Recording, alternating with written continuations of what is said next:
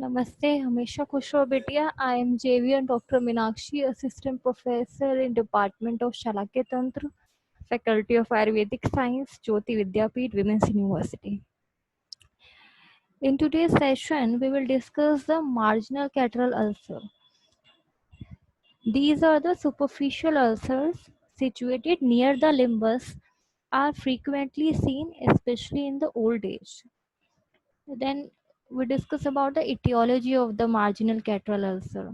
A marginal lateral ulcer is thought to be caused by a hypersensitivity reaction to staphylococcal toxins. It occurs in association with chronic staphylococcal blepharoconjunctivitis. The Moraxella and Haemophilus are also known to cause such ulcers.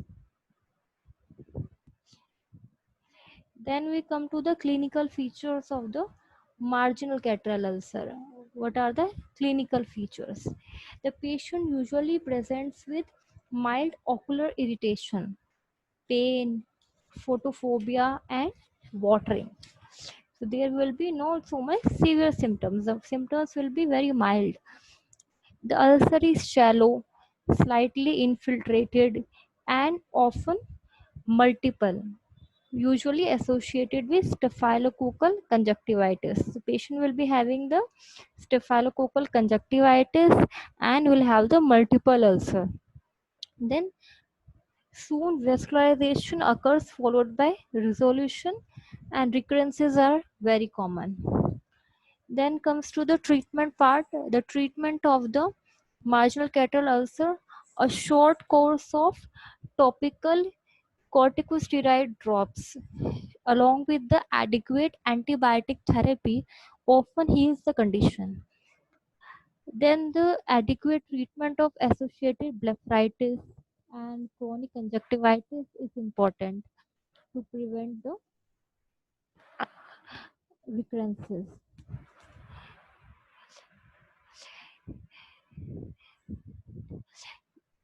Then here is an image of the marginal lateral ulcer.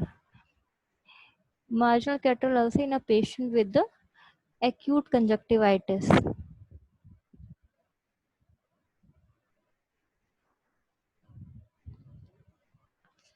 Next we will discuss the mycotic corneal ulcer. The incidence of suppurative corneal ulcers caused by fungus has increased in the recent years due to the injudicious use of antibiotics and steroids. So, the etiology of the mycotic corneal ulcer. The causative fungus, the fungus which may cause the corneal infections, these are filamentous fungi. Names are the Aspergillus, Fusarium, Alternaria, Cephalosporium, and Curvularia, Penicillium. And next are the yeast infection. The yeast fungi are the Candida and Cryptococcus. The fungi are more commonly responsible for mycotic corneal ulcers. These are the Aspergillus. Aspergillus are the most common, and then the Candida and Fusarium. Then we comes to the we should know the first before that the mode of infection. We have missed a PPT here. Mode of infection we should discuss. So mode of infection of the mycotic corneal ulcer. It can be caused by the injury by the vegetative material, or injury by the animal tail, or the secondary fungal ulcers. So the injury by vegetative materials such as crop, leaf, branch of a tree, straw, hay, or decaying vegetable matter. The common sufferers are the field workers, especially during the harvesting season. Second is the injury by animal tail, which is another mode of infection. Then third was the secondary fungal ulcers, which are common in patients who are immunosuppressed systematically systemically or locally, such as patients suffering from dry eye, herpetic keratitis, bullous keratopathy, or post-operative cases of keratoplasty. Then there's a role of antibiotics and steroids. Antibiotics disturb the symbiosis between the bacteria and the fungus, and the steroids make the fungi facultative pathogens, which are otherwise symbiotic saprophytes. Therefore, the excessive use of these drugs predisposes the patients to fungal infections. Then comes the clinical features of the mycotic corneal ulcer. The symptoms are similar to the central bacterial corneal ulcers, but in general they are less marked than the equal size bacterial ulcer, and the overall course is slow and topid. So symptoms will be pain, foreign body sensation, watering, photophobia, blurred vision, and redness of eye. Then we come to the science part. Uh, a typical fungal ulcer has a few salient features. Corneal ulcer is dry looking, grayish white, with elevated rolled out margins. These are the particular signs. They'll delicate, feathery finger like extensions are present into the surrounding stroma under the intact epithelium, and a sterile immune ring. The yellow line of demarcation may be present where fungal antigen and host antibodies meet. And the multiple small satellite lesions may be present around the ulcer.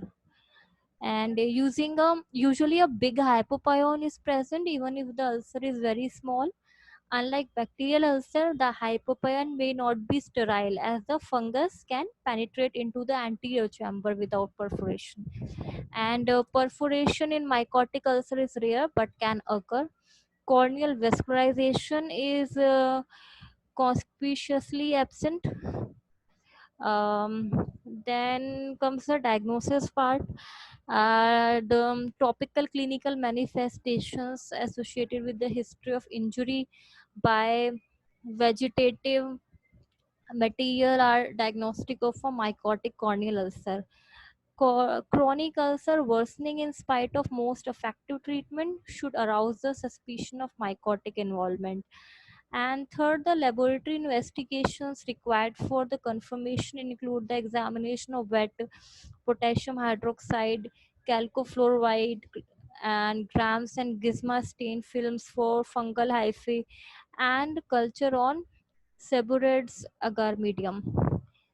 So then comes the treatment plan. Treatment can be specific treatment or non-specific treatment or therapeutic penetrating keratoplasty can be there. Specific treatment includes the antifungal drugs, the topical antifungal eye drops, and the systemic antifungal drugs. The topical antifungal eye drops should be used for a long period, 6 to 8 weeks. These include the netamycin eye drops, fluconazole eye drops, nystatin ointment, and systemic antifungal drops may be required for severe cases of fungal keratitis. Tablet fluconazole or ketoconazole may be given for 2 to 3 weeks. Non-specific treatment and general measures are similar to that of the bacterial corneal ulcer.